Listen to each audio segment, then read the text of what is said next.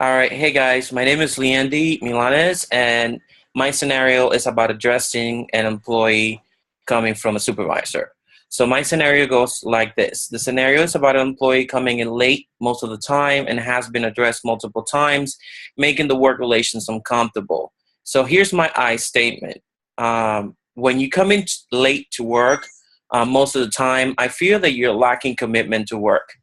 So what do you guys think?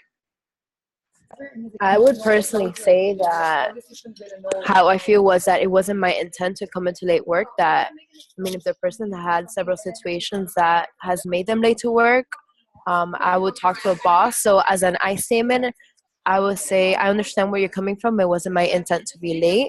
I've had family issues, which has caused me to be late. But I haven't done the right thing by not talking to you and letting you know what's been going on in my life and my situation for something like this to happen. So that would be my personal I statement regarding that.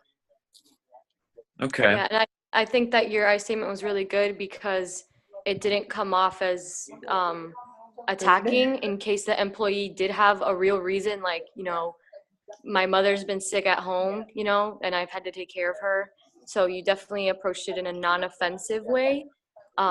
And you basically just brought yourself into it and you're like, okay, it makes me feel like you're not committed to the job that I'm committed to. So Right. I just think that you did it well. Right. I think that by keeping the words neutral and not putting so much of an emphasis on emotions, like me making Mhm. feel that I'm angry or I'm frustrated about him coming or that person coming to work late most of the time, keeping emotions in check and making sure that um, making the person know that commitment is important to maintain or preserve a job. Um, it's what makes the I statement on a neutral sense. So thank you guys for the feedback. No, thank you. You're welcome. All Um, right. so I So can go next if do you you want guys me want. to just keep on recording this? I don't know if it's going to record at the end of it. Yeah, let's keep Yeah. recording it. Yeah, just keep recording. So I Okay. could go next. So my name is Julieta, and my scenario was an employee at an office feels that their supervisor has been repeatedly disrespectful and harsh when giving correction or instructions. So right off the bat, this one's kind of already a little bit emotionally charged. So it's hard to kind of do that in a non-emotional way or without addressing emotions. So I'm going to try to address the emotions as little as possible. So my I statement was, when you instruct or direct me in a harsh tone, I feel hurt and unable to perform my job to the best of my potential. So I tried to include that I feel hurt, but didn't say, oh, you disrespected me. And I also included the fact that it makes me feel like I can't work because I feel stressed about everything. So let me know what you guys think. Yeah, I think that sounds fine, especially that you were frustrated or hurt and you weren't, like Leanne said, you weren't like going against them or being rude about it. You were very understanding.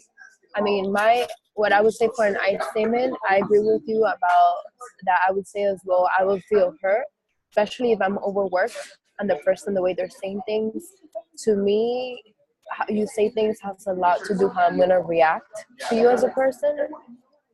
So for I statement, I would say that I understand where you're coming from, but I do feel overworked. Um, and I think communication plays a really big part when it comes to work, because if not, it's going to cause a bigger issue than what it actually is. Right. I would take also into consideration of being aware of the I statement and making sure that the word hurt, it sounds like it's a little bit of an inflammatory Mhm. um, word, because that could also just escalate to Something bigger. HR, yeah, like an HR issue. So I would change a little bit of the wording hurt. Instead of using hurt, I would say I feel that um, Frustrated, worried. well, yeah, maybe you could say I feel that my feelings are not taken into consideration. Maybe not feelings, maybe my opinion about work are not being taken. My effort isn't taken Right.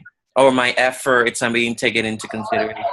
It's a little bit more neutral than saying hurt about your feelings or something like that, because that might spark having to a conversation join with your car. Because at the time that you feel that you're feeling hurt, you're not going to put 100% of your full potential to going on forward from that end, going on forward to complete your job.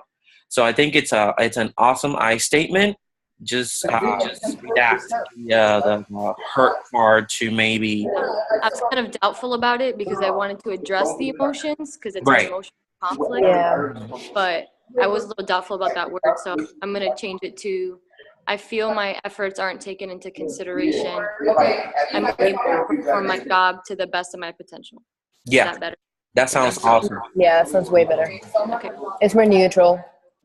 So it's not like any touchy topic. I mean, my conflict statement, well, I'm Chaveli, hello. My conflict statement is your best friend's going to school in another state. You try calling and texting, but she never answers.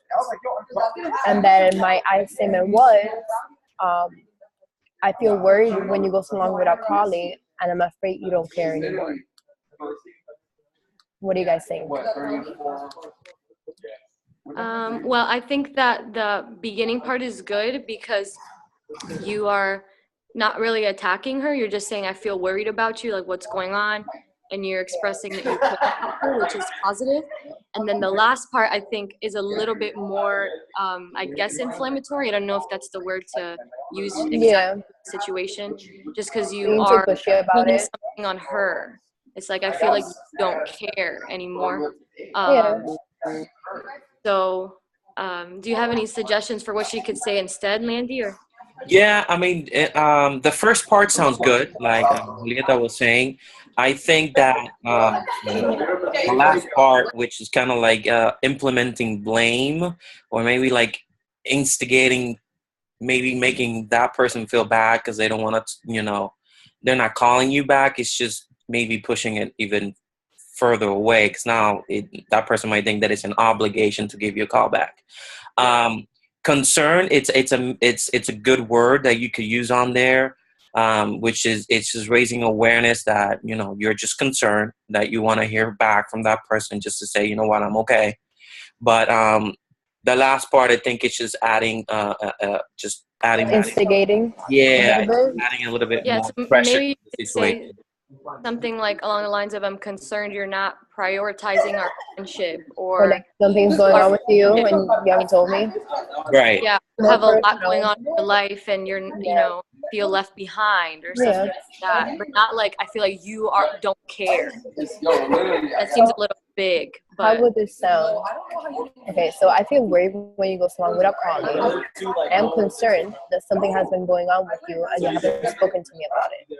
Perfect. That sounds awesome. That sounds a little bit better, yeah. That sounds awesome. Yeah. Okay. So I think that's it. Okay. Sorry, guys. Yeah, I think we're good. All right. So I'm going to start recording this now.